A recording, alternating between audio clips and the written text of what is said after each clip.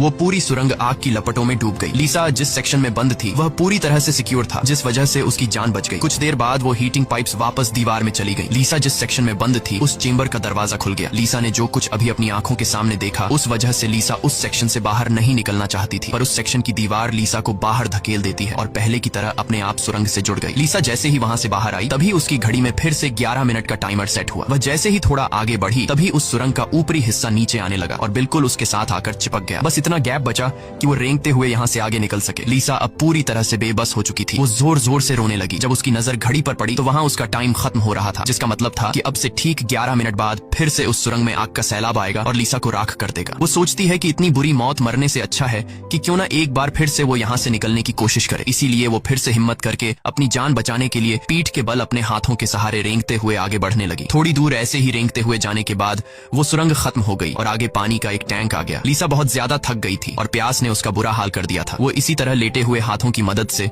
पानी पीकर अपनी प्यास बुझा लेती है। जब उसने अपनी घड़ी की तरफ देखा तो अब सिर्फ 8 मिनट रह गए थे। अब पानी के अलावा उसे कोई और दूसरा रास्ता नहीं दिखा, इसलिए वो एक लंबा सांस लेते हुए पानी में ही उतर गई। पानी में उतरने के बाद टैंक काफी बड़ा था। उसे अब समझ नहीं आ रहा था कि किस तरफ जाना है। वो यहाँ वहाँ पानी में